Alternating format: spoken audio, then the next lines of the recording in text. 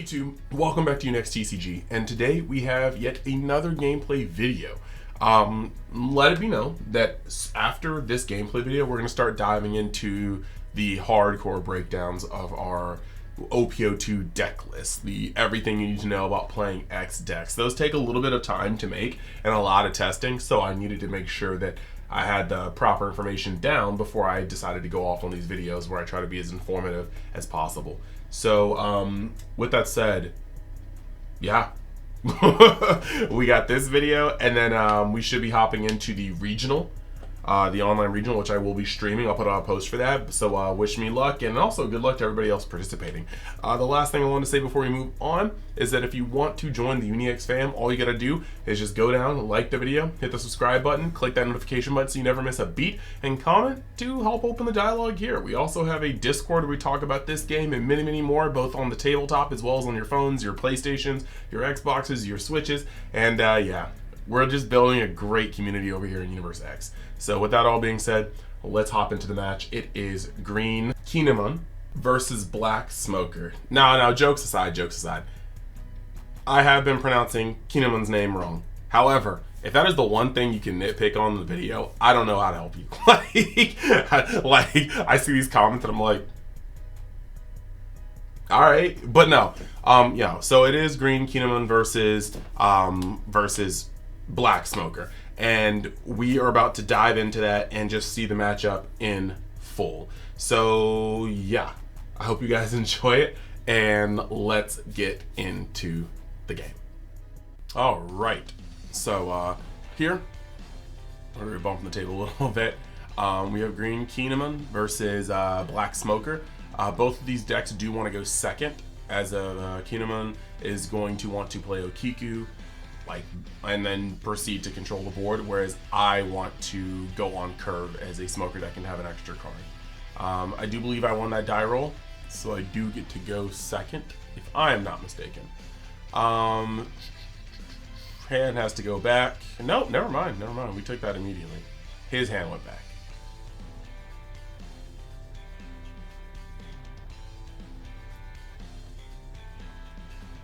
So this is going to be very interesting. Over here on Smoker's side, we do want to curve out and control the board.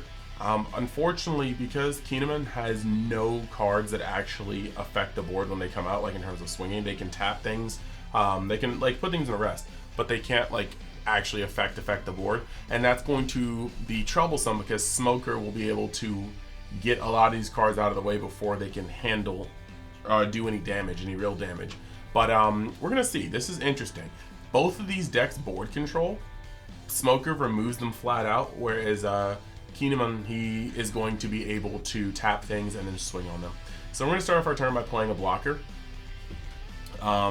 He may be able to Yamato that, but he can't Okiku that. So I'm just playing this out and seeing how it goes. We want to save ourselves from as much damage as possible so that we can kind of cruise into a mid-game. So he's going to activate his leader's effect and then actually play the Yamato, tapping my 2-drop blocker, and then swinging into it. Gonzo.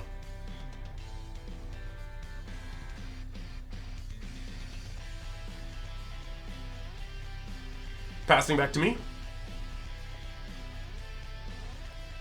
Getting out both of our Dawn before throwing a swing at his leader.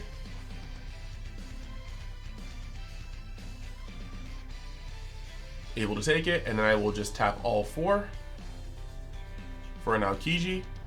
Sorry, Kuzan, and I'll draw. Aokiji is his marine code name. Kuzan's his actual name, so I got a little. I'd be interchanging them.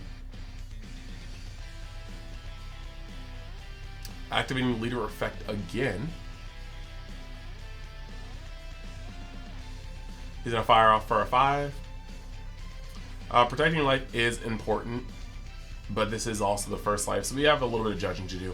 The Yamato is probably gonna go off a little hard, so I'm actually just going to drop a 1K from him because the Yamato is almost I just cannot actually do that unless, well, I guess I do that. We're focusing on protecting life hard here, mainly because we know that late game, Oden is going to go off, crazy off. So now, playing Okiku, This is actually going to be pretty rough. Playing Okiku and Raizo. He's starting to build up a board, and we barely have built a board, so we actually need to go off pretty hard here. So here's what we're going to do.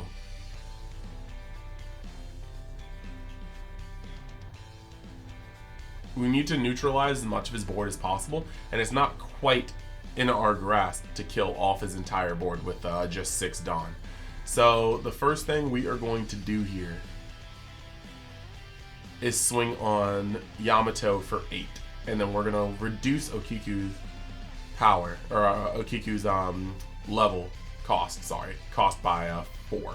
So Okiku's a 0 cost, and we're swinging for 8 on Yamato. He's gonna let that go, as that would require 2 cards from his hand, and he's already got kind of a small hand. Then we're going to activate Smoker's ability, lowering cost, and then we are going to swing for 7k at lead. He is now enabled to be a 7k. He's asking how many cards I have in hand.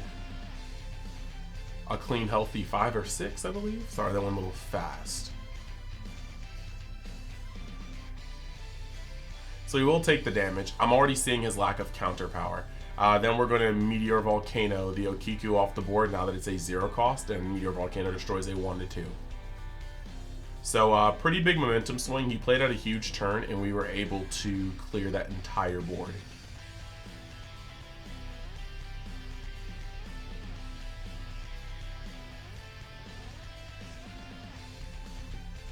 He's up at 7, so let it be known this could be a particularly big turn for him.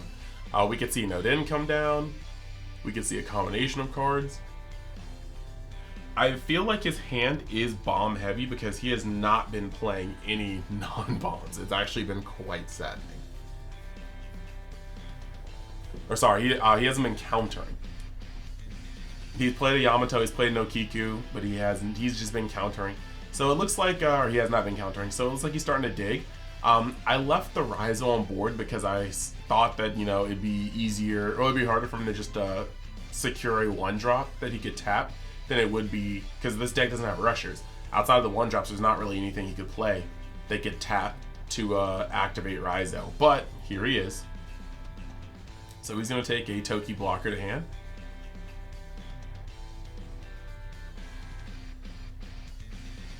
And now he's going to swing for 7. 7 at Kuzan, and drawing a card from Raizo's effect. And I gotta let it go. That's a little too much for me to do. With only 4 cards in hand now. So now he's gonna pass. Perhaps holding up Punk Gibson.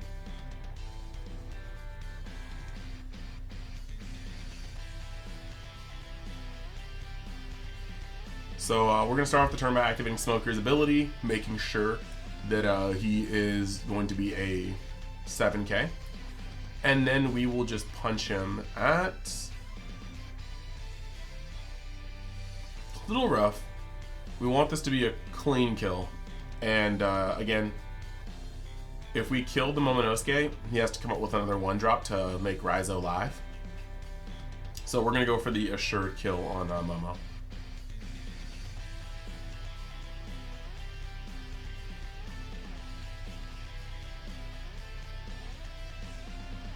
And then we pass.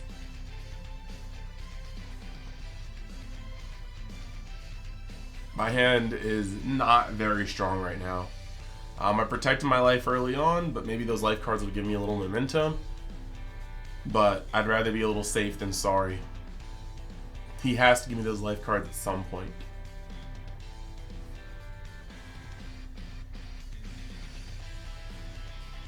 So he's going to activate Kinemon's effect.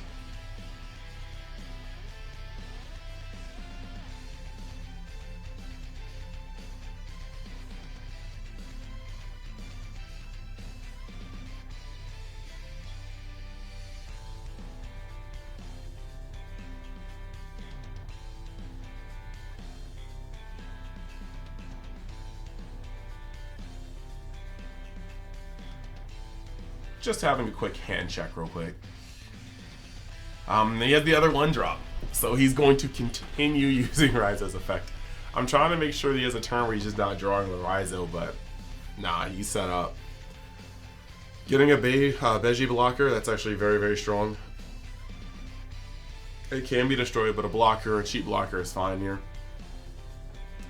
Now he's going to threaten neutral, swinging with a Raizo, and I am so low on usable cards that I just take it. Life is a resource, fam. Next, he's going to play Yamato. There isn't anything to tap on here, but he does want to begin to put up... He wants to be able to put up pressure. This board isn't quite doing it. He needs to be able to start taking life from me. Loading up Kinemon for a swing for 7. I'll take that.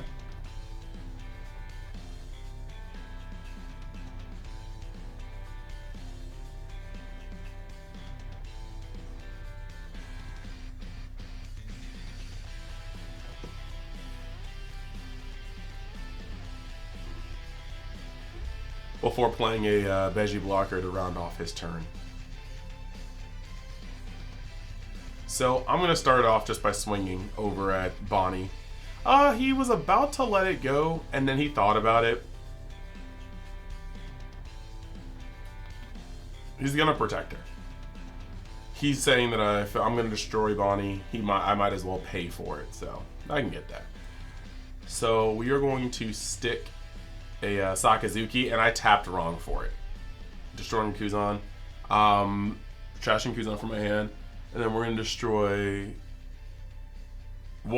Soon, we're going to tap the correct amount of Dawn. I goofed up on what I was doing, thinking about which card I play first. So we're going to kill Raizo. Tapping the correct amount of Dawn.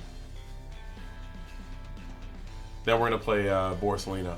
That was the intentional, like that was what I was playing, but in my head I just was playing them in the opposite order. That's my mistake. So we were able to at least get rid of some of the board, put up a blocker. We're trying to creep back into Advantage City.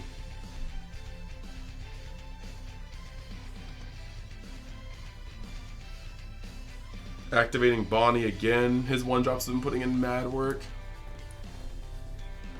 It's time getting another Beji blocker. He is stocked with these right now, man.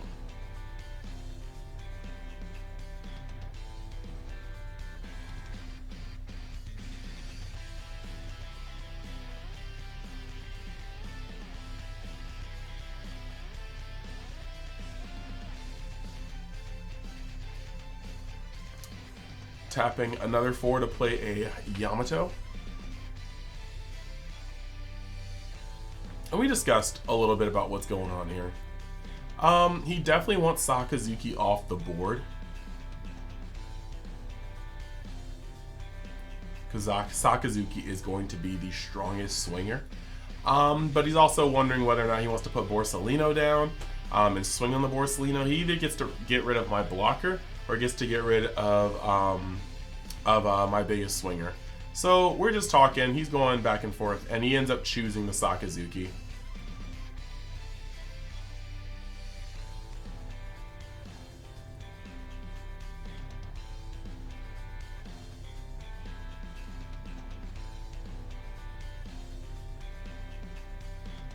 Discussing the plays a little bit. And now he's going to load up on the Yamato up to 9k and swing on Sakazuki, and I can't sustain that. So now he's going to be able to swing with Kinemon, and Kinemon's going to come up to 7, and I'm going to have to try to protect my Borsalino.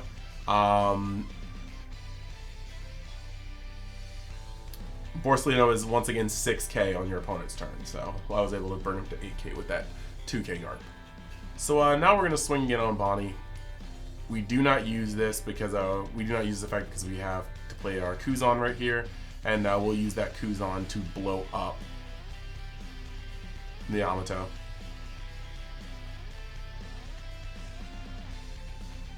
And then we'll pass again.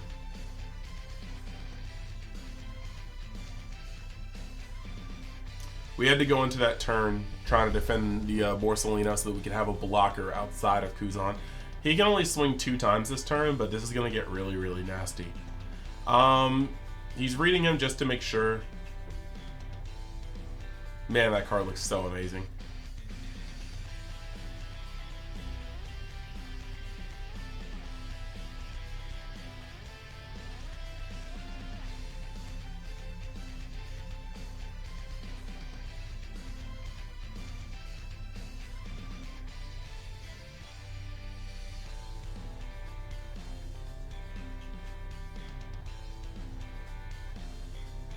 Thinking about how he wants to do this turn, how close he could potentially be to death if he plays it incorrectly, so he's just trying to decide.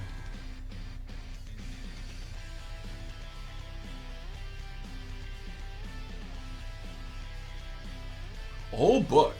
An actual book in hand. So he's playing Okiku. Actually, he's thinking about it. These are testing games, so he's just trying to think of his best play. He needs to put me on a clock because I've already essentially put him on a clock. Unless he has blockers, Kuzan is going to walk straight over his life total. And on top of that, Kuzan will also enable me to very easily destroy his one-drop blockers as long as I just see Kobe's, Meteor Volcanoes, and things like that. So he's going to dawn up to 8.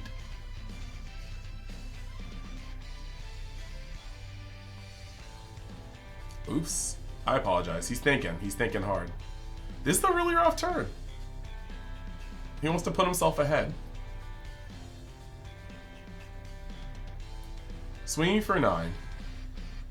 I have to take that. There's no way I can't.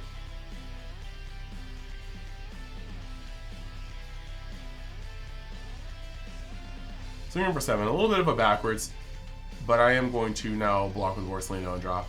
He has gotten me to drop multiple cards from my hand now. He gave me a card, took it back, playing Okiku, and then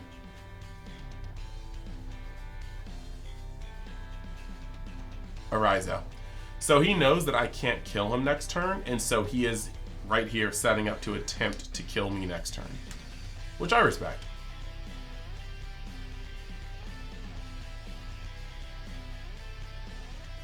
So we're going to start off the turn by launching a Kuzan. Right at his Yamato.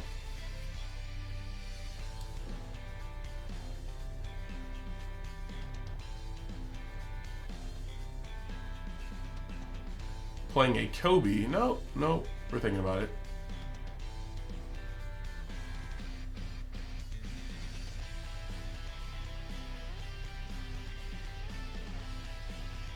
We're gonna activate Smoker's effect and then swing.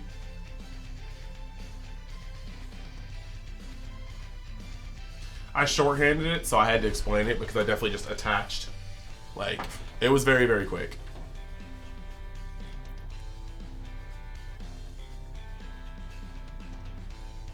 So he's gonna get up to 8 to get out of that. He wants to preserve his life total.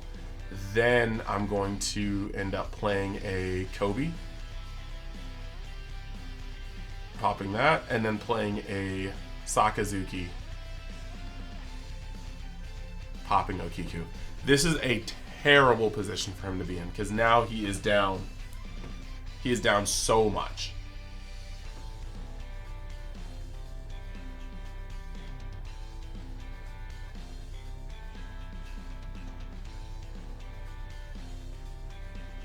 But unfortunately, this is a very bad position for him to be in.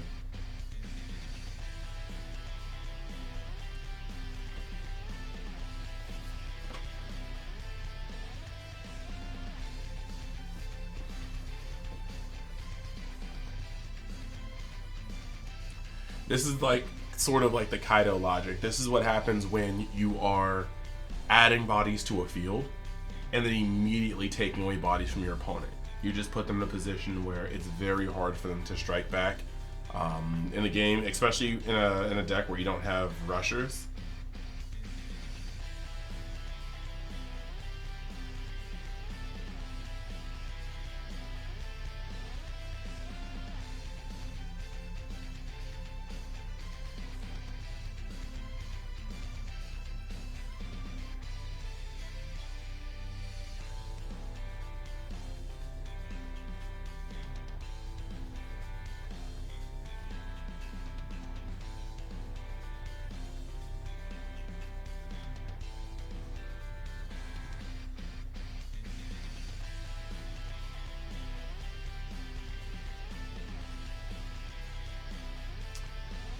So after contemplating very hard, he's going to play an Odin for 7.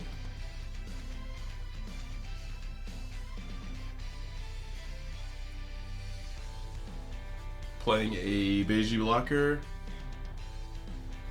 And then playing a killer blocker, attempting to keep his life total up high enough to where he can actually kill me.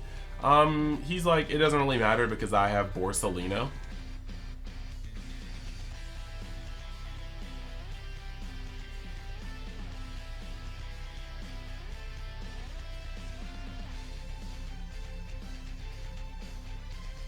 So now I get to start, all my Dawn comes back, and this might be my final turn because it is very, very, very easy for Odin to get a dub like this, but it's rough.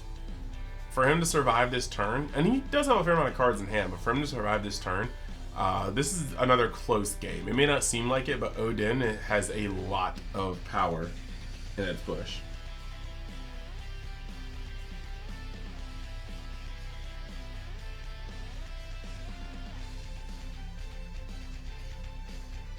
So once again, I'm going to use Smoker's ability, making him a 7k, swinging with a Kobe for 7. And the moment he blocks, I already know his hand is saturated with low cost counters, or no counters. It is very unfortunate. So now Sakazuki's going to come in for 7k.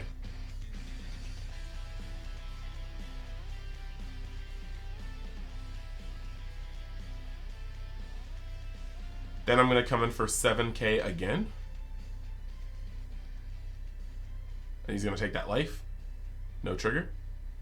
Coming in for 10k, because if he couldn't take 7k. And then to end the game, essentially, we're going to play one more. Yep, we're going to play one more. We're going to play a Codazone, and we're going to play one more Borsalino. And that makes so he has to hit me 3 times, but I have 3 blockers out, and he only has 3 swings on board. So this pretty much ends the game. Sometimes you do just have that game shot, that linear game shot. But somebody just puts enough blockers down and it's over. So he says he's going to play it out because he's a real OG. And now that I'm not in danger of anything hitting me.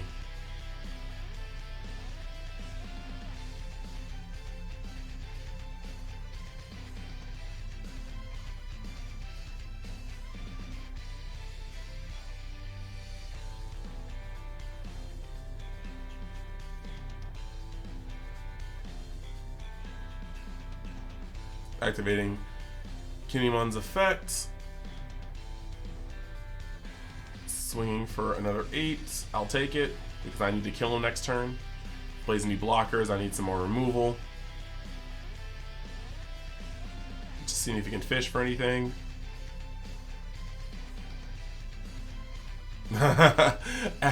Bonnie has hit one of these every single time. It's been so powerful. Uh-huh. And he passes. We played it until the end. We just immediately hit the Sakazuki, and he's just like, yeah, that's it. So that's pretty much that. So let's have a quick word from the sponsor, and then let's get to the closing. Oh, his hand is so... Look at that. Almost his entire hand non-counterable. That's why he was like taking all that damage. Oh, man. So let's talk about Mystic TCG, your one-stop shop for all your TCG needs. On the site, you can buy or pre-order plenty of sealed product for plenty of games. Just make sure though, if you're pre-ordering, to give it 3 to 4 months in advance to start looking, because sometimes the product is indeed hot, supply and demand, you know? And then if you want to buy singles, go on tcgplayer.com. There's going to be a link in the description where you can buy for the best value. And if you want to sell cards or collections, you can message them on their Facebook site so you can get the best bang for your buck on any type of way you want to buy or sell cards. And then while you're at it, you can use the code UNIXTCG at checkout to get even more of a discount. So hey, what are you waiting for? Check out Mystic TCG today. So there you have it. It was a really it felt both one-sided and close at the same time by the end. But unfortunately, Kinemon, he lost very, very roughly to having too many non-counterable in hand. It's all Paradise Waterfall, Punk Gibson, a 7-drop kid, and two Odins when he already had an Odin on the field, and that's just really, really rough. So that was a little sad. I didn't want it to go down that way, but I was able to out-momentum him, blowing up threats pretty much the moment they came to the field for the most part, and that eventually took it. That's how Black normally goes. It's like that kind of mentality, like I said. You're playing bodies that destroy things in exchange for not being as big and, you know, just taking away from the Dawn. You do have to discard cards from hand, but you're pretty much getting there. You just got to be smart because Black tends to hand out, and so you really, really, really have to play sharply. You have to really work on baiting out opponents' counters before going in for the sure destruction, things like that, to make sure your opponent just doesn't end up with no field but a huge hand that can keep replenishing while your hand just keeps getting smaller and smaller. So yeah, I hope you guys enjoyed that. Tomorrow I will be participating in PPG's online webcam regionals for set 2, so I hope you guys tune into that. We will be live streaming my run, and I tend to have a lot of fun. I'm excited to have a lot of fun. So with that being said, thank you guys for watching. Thank you guys for making this channel, and I want to give another special shout out once again to the people that made this new rig possible. That is Dylan, the illustrious, mysterious CG, that's Bless the Packs, and that's TCG Metals. So thank you guys for actually helping me make this next step in my my quality, and I will see you guys all in the next live stream this time. Later.